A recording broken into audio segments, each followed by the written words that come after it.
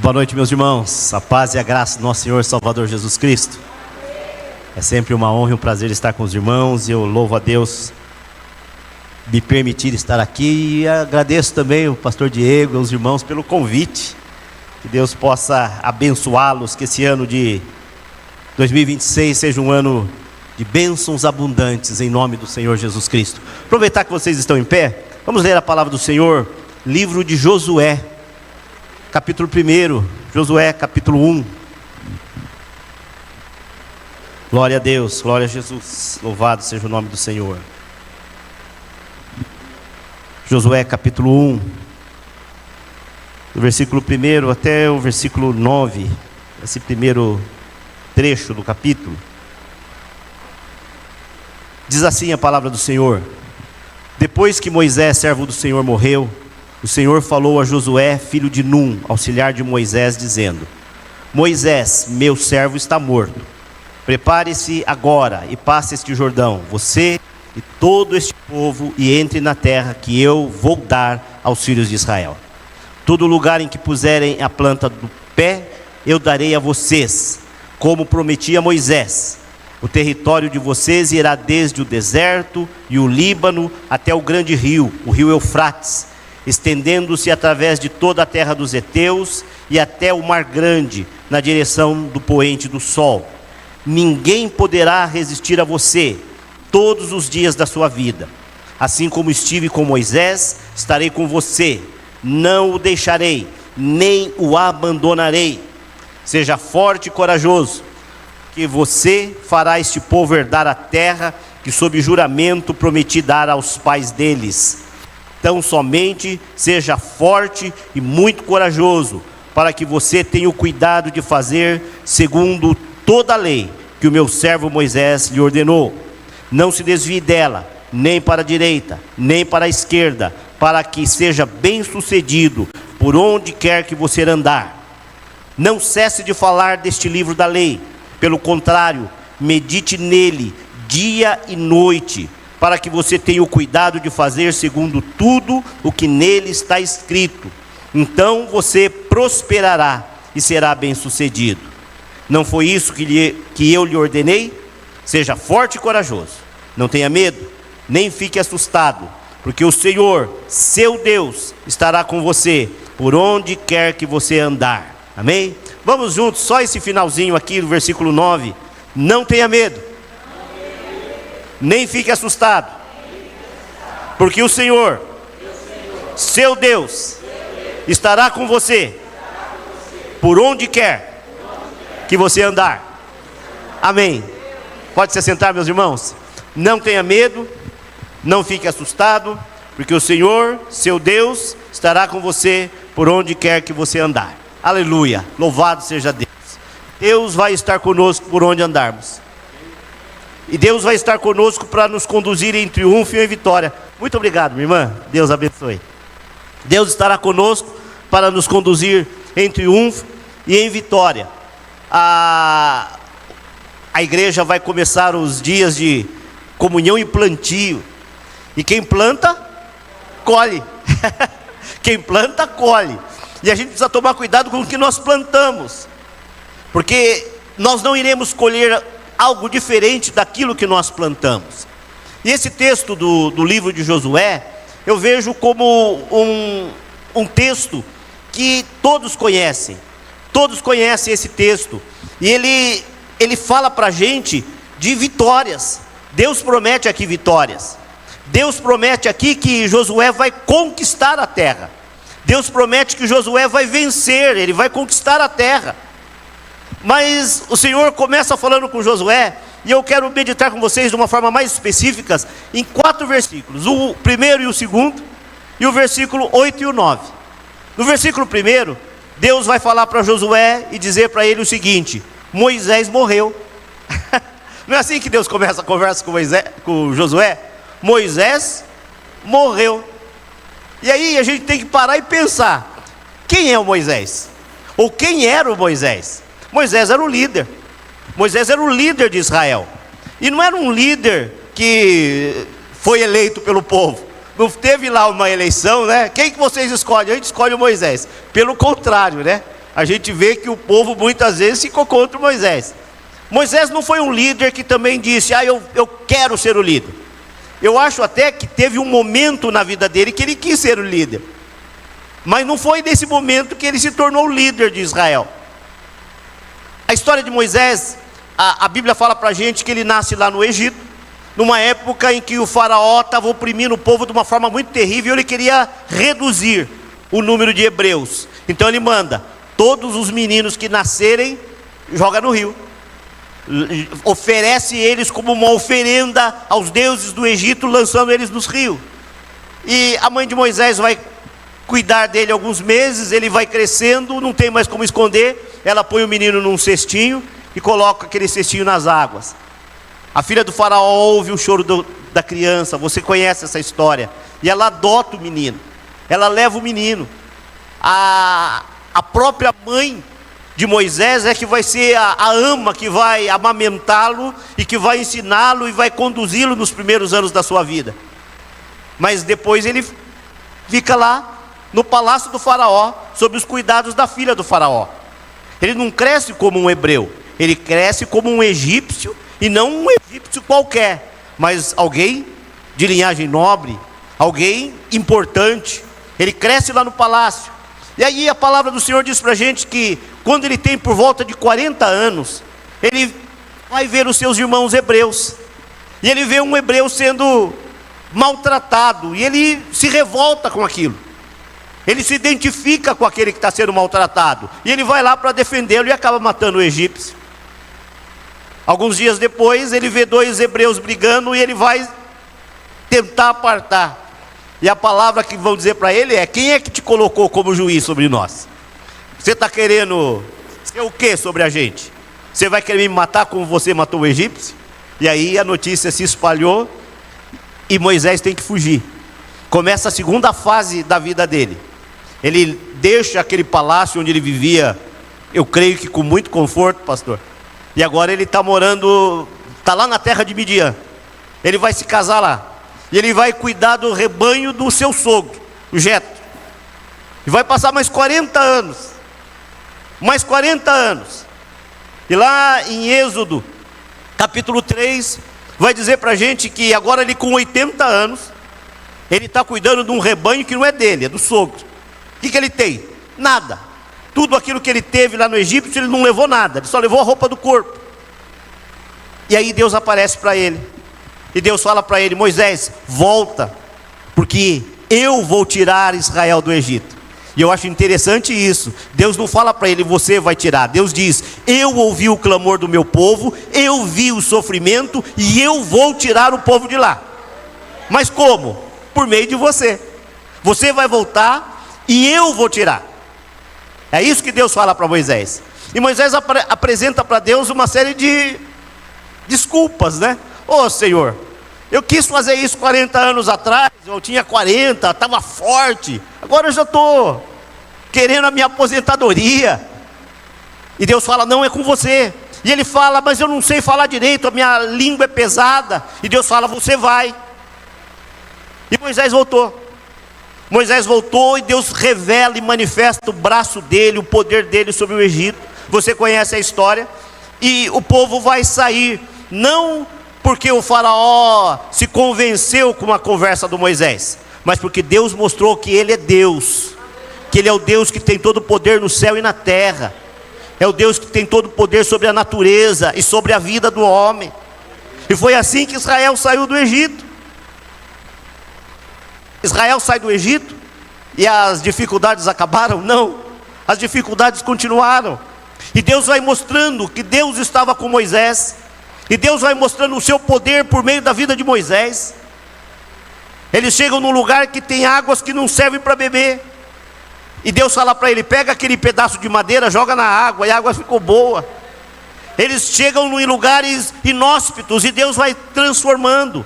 Eles não tinham pão e Deus proveu pão todo dia. Todo dia havia alguma coisa que eles colhiam e eles comiam. todo dia, ou melhor, de segunda ou de domingo a sexta, porque no sábado não tinha. De domingo a sexta, para mostrar que aquilo era alguma coisa de Deus, não era uma coisa da natureza. Se fosse da natureza, teria no sábado também, não é? Mas não era. No sábado não adiantava procurar, porque não tinha. Na sexta eles podiam colher dobrado. O que pegava mais nos outros dias estragava. Deus estava mostrando para eles que a provisão vem de Deus.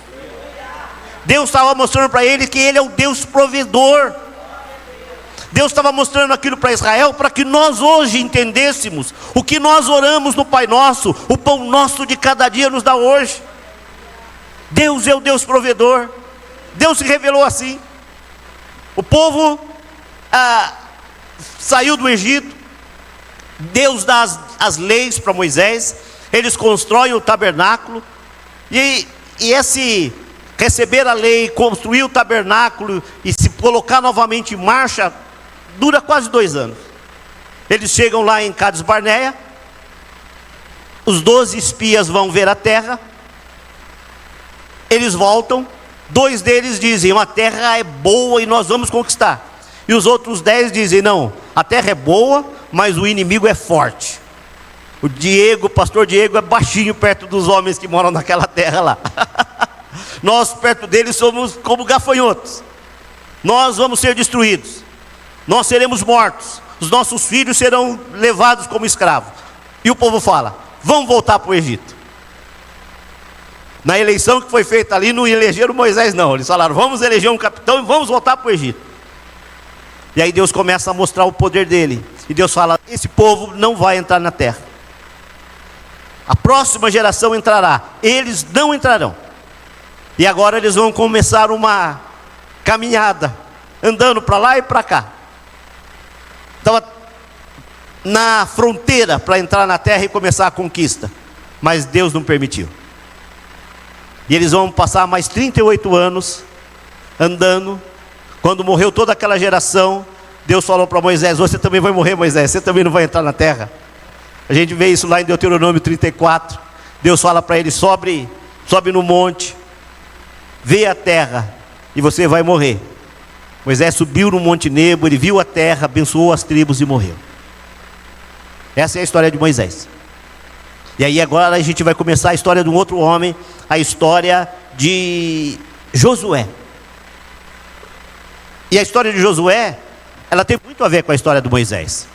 Porque Josué, ele é um dos espias que foi ver a terra.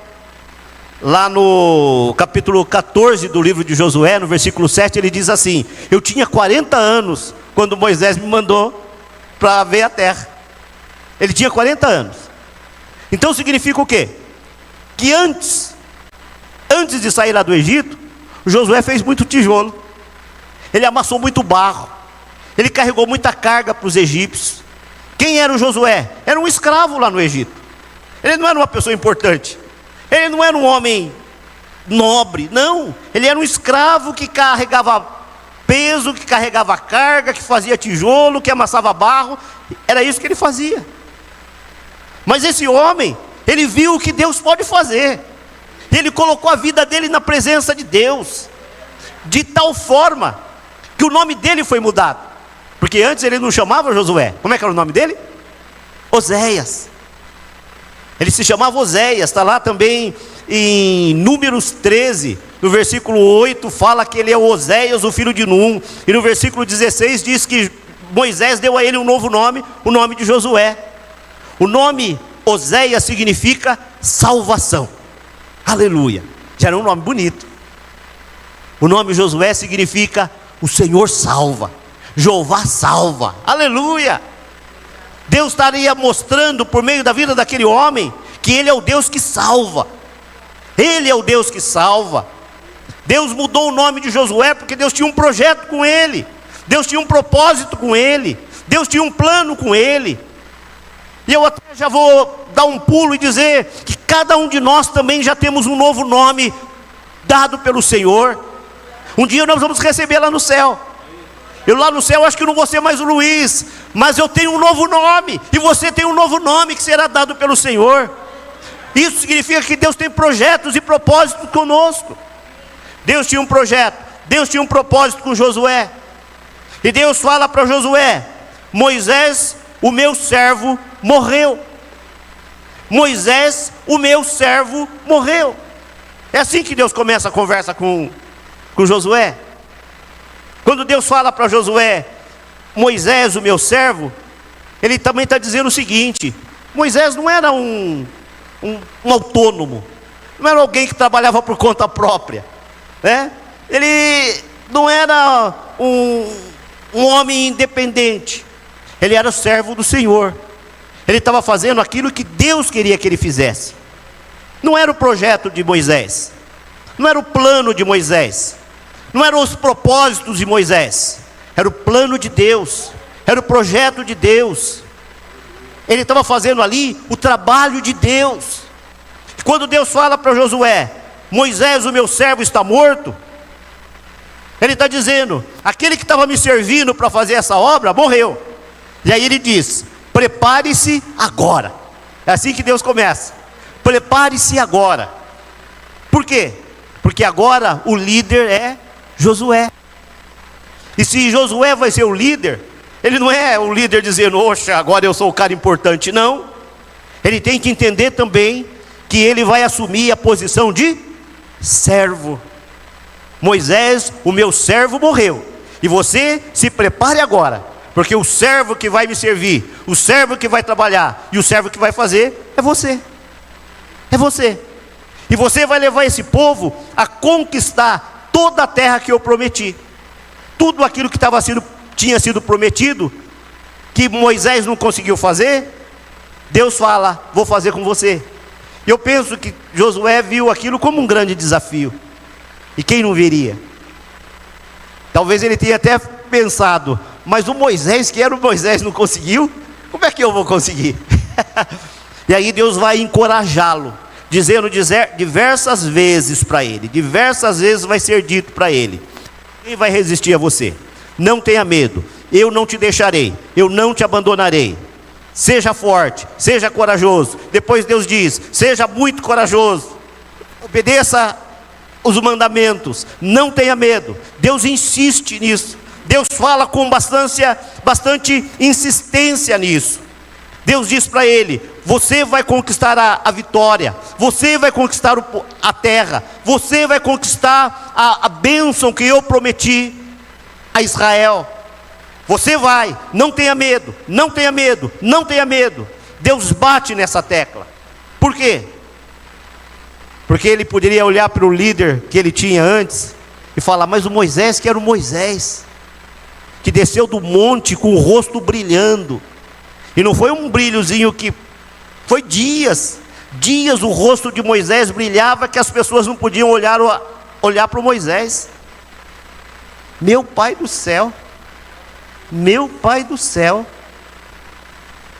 E esse Moisés morreu e não conseguiu fazer, e o Senhor está falando que eu vou fazer, eu que amassava barro lá no Egito, eu que era escravo no Egito, que fazia tijolo lá no Egito, eu trabalhava em olaria lá no Egito, o Senhor está dizendo que eu vou fazer isso? É isso que Deus está falando, é isso que Deus está falando, que você vai fazer, que você vai conquistar, porque Deus diz: eu serei com você. Para Josué conquistar a vitória, Deus diz para ele, e aí vamos pegar mais os dois últimos versículos que lemos, o 8 e o 9. Deus fala para ele o seguinte: não cesse de falar do livro da lei. A primeira coisa, para você ser vitorioso, meu irmão, apegue-se à palavra. Salmo 1: feliz é o homem que tem prazer na palavra do Senhor, medita nela de dia e de noite. Ele será como a árvore plantada junto ao ribeiro, dá fruto no tempo certo, a folha não cai, e tudo que faz prospera. Aleluia! Medita nesta palavra, não cesse de falar do livro da lei, medita nele de dia e de noite. Josué, para você vencer, você precisa falar da palavra. A palavra precisa estar na tua boca, O apóstolo Paulo vai dizer para a gente: a palavra está na tua boca e no teu coração. É a palavra da fé que nós proclamamos. Aleluia! Irmãos, a vitória vem quando a gente proclama a palavra. A vitória vem não porque os nossos planos são muito bons, não porque os nossos projetos são muito bons. Não, a vitória vem quando a bênção de Deus está sobre nós. E a bênção de Deus vem sobre nós quando proclamamos a palavra. A palavra tem poder. A palavra do Senhor tem poder, meu irmão. Ela tem poder de trazer à existência aquilo que não existe. Aleluia! Por isso que Deus fala para Josué: fala da palavra, fala da palavra, fala da palavra. Estando à frente de um povo que deu tanto trabalho para Moisés, ele precisava ter sempre a palavra de Deus. Era a palavra de Deus, porque a palavra dele não conseguiria, não daria. Medita, medita, passe tempo, gaste tempo com a palavra do Senhor. O que mais que Deus fala para ele? Tenha o cuidado de fazer segundo tudo o que está escrito. Não é só uma palavra que a gente conhece intelectualmente. A palavra é para ser vivida. A palavra é para ser vivida, é para ser praticada. Jesus diz assim: se vocês conhecem essas coisas, serão felizes se as praticarem. É vida, irmãos. O Evangelho é vida com Deus, é palavra nos transformando. Jesus nos chamou para ser discípulos. Discípulo é aquele que aprende. E não é aprender, eu aprendi, mas não usa. Aprende e usa, faz uso. Às vezes na nossa vida a gente faz determinados cursos, estuda determinadas coisas que a gente nunca usa, que a gente nunca vai usar para nada. Eu lá na década de 80, eu fiz um curso de Telex. Eu fiz um curso de Telex. O pessoal mais novo não sabe nem o que é isso, né? Eu nunca usei. Para não dizer que nunca usei, uma vez, quando eu trabalhava lá no presídio, a pessoa que cuidava do Telex não foi, e eu fui lá, mas a máquina era diferente e era difícil. Nunca usei aquilo, nunca usei. Agora, irmãos, aquilo que a gente aprende na palavra não é uma coisa que a gente, eu aprendi, eu sou formado na palavra. Não, é para viver. É para viver. O Evangelho é para ser vivido. Jesus fala assim lá no capítulo 7 de São Mateus, finalzinho do capítulo: aquele que ouve a palavra e a pratica é como alguém que construiu a casa na rocha. E quando veio a chuva, hoje de tarde caiu uma chuva muito forte, foi um temporal. A gente tinha saído do cemitério e caiu aquele temporalzão. Um velório de 2 pessoas da mesma família, né?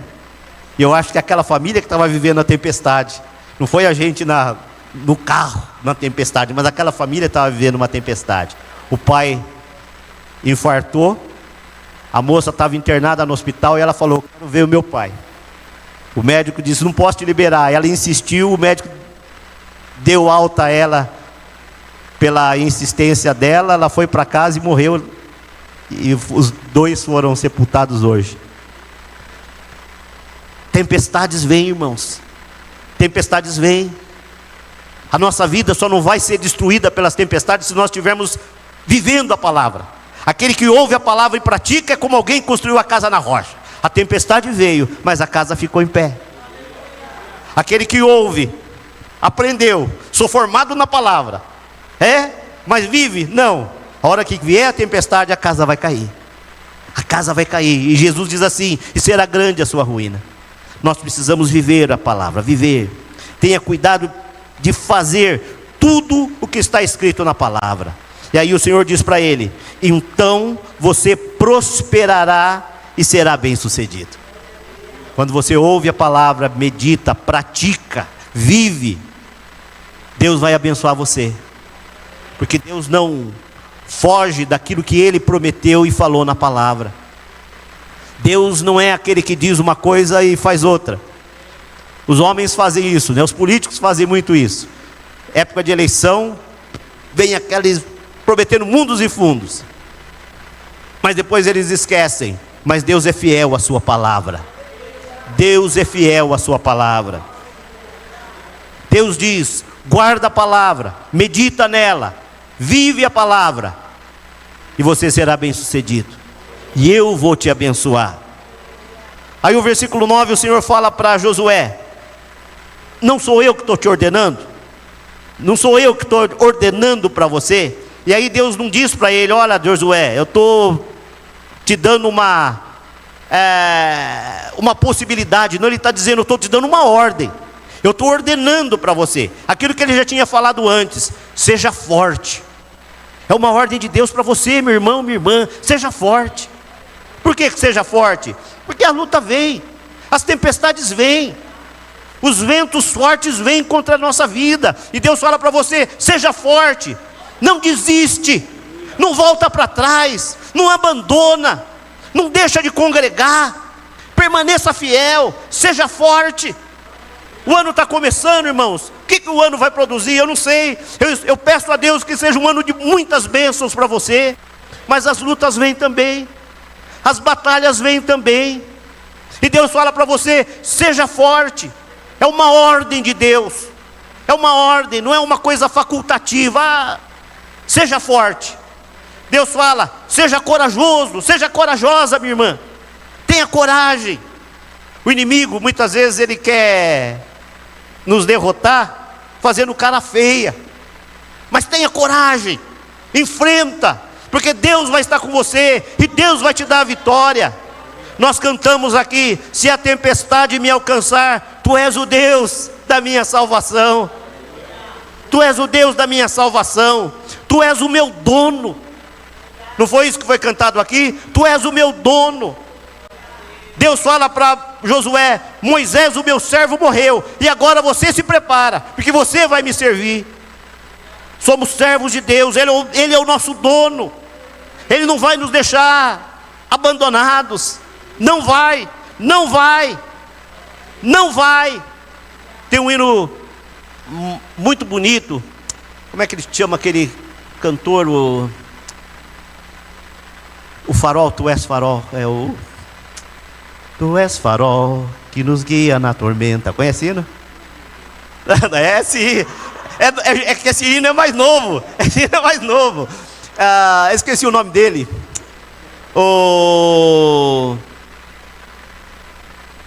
Se eu lembrar, eu falo o nome dele. O Senhor é o farol na tormenta. Ele não vai nos deixar, Ele não vai nos abandonar, Ele vai sempre prover, Ele vai sempre suprir.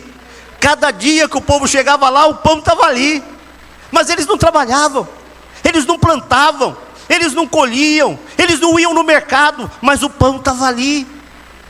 Deus não mudou, irmãos. O Jorge Camargo, tu és farol que nos guia na tormenta. Deus vai continuar nos guiando. Ele não vai nos abandonar, Ele não vai nos deixar, Ele não vai nos entregar, diz o hino, a nossa própria sorte.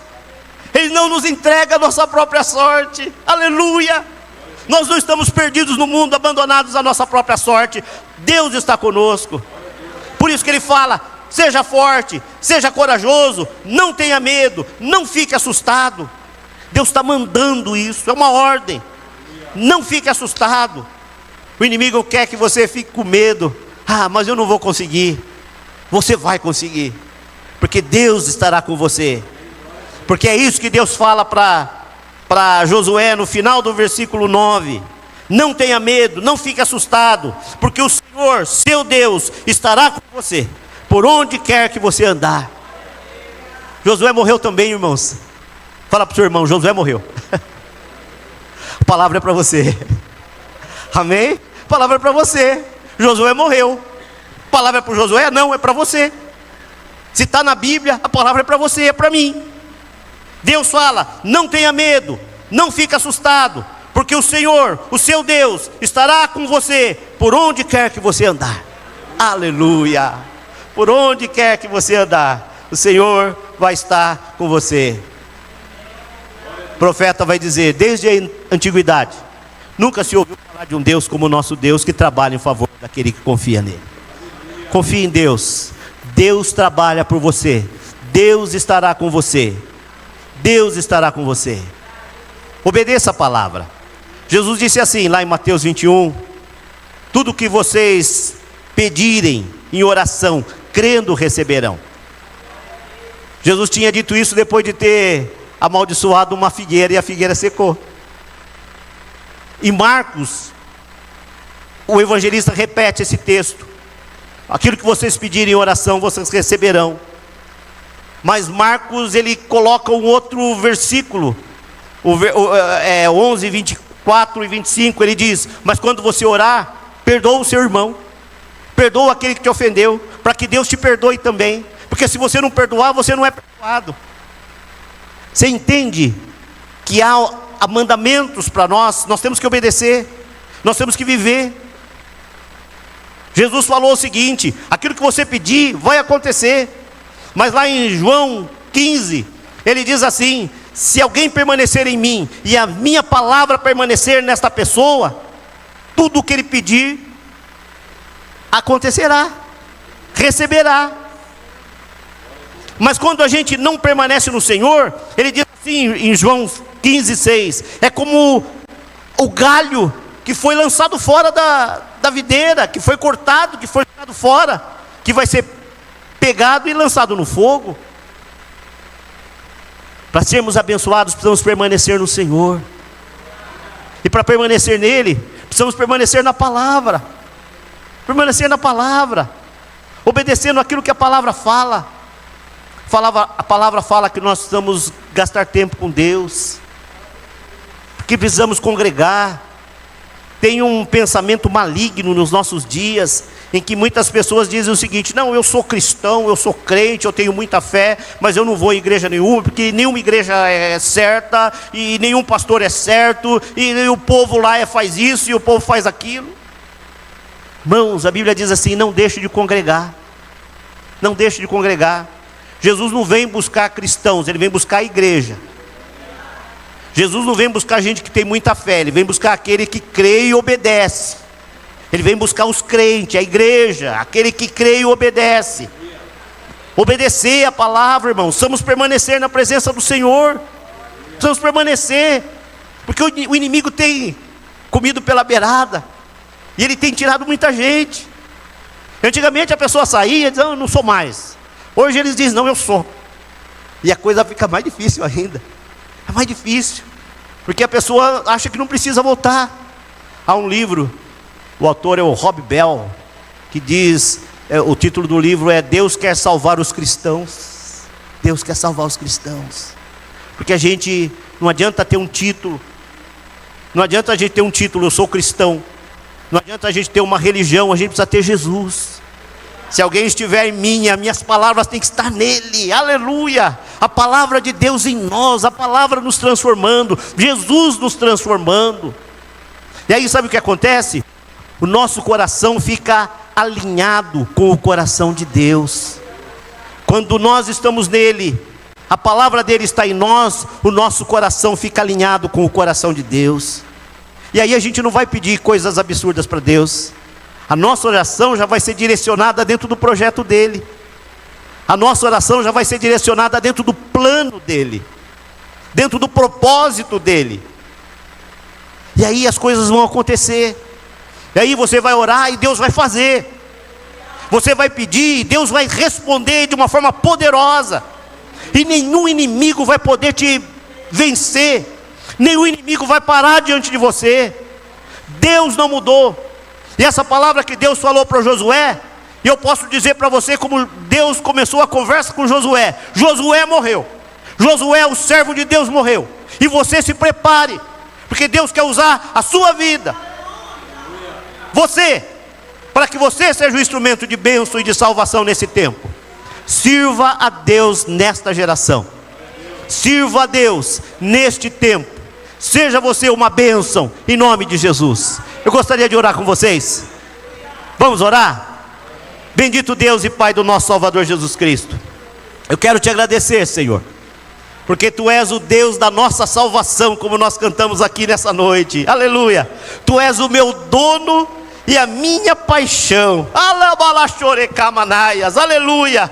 Eu louvo o Teu nome, Senhor, porque o Senhor nos tomou por seu.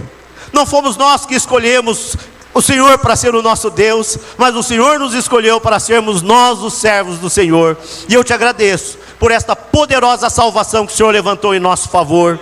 E eu peço que o Senhor abençoe os meus irmãos, as minhas irmãs, Pai, os que estão aqui, aqueles que estão acompanhando esse momento de forma remota, aqueles que verão esse culto posteriormente, sejam abençoados do Senhor, no poderoso e santo nome de Jesus Cristo. Eu oro para que a Tua palavra entre no coração, entre na mente, entre na alma, e ela transforme todas as coisas, para que nós possamos viver o Evangelho, Senhor, não apenas, Senhor, não apenas conhecer a palavra, mas viver a palavra, e vivendo esta palavra, Senhor, que nós possamos ter uma vida triunfante, uma vida sempre vitoriosa, onde a graça, o poder e o amor do Senhor estejam sobre nós e se expressem por meio das nossas vidas, para que onde estivermos, por onde andarmos, Pai, sejamos nós instrumentos da bênção do Senhor, para alcançar e abençoar muitas outras vidas, em nome de Jesus Cristo. Eu oro, Pai, para que todas as famílias recebam a graça do Senhor,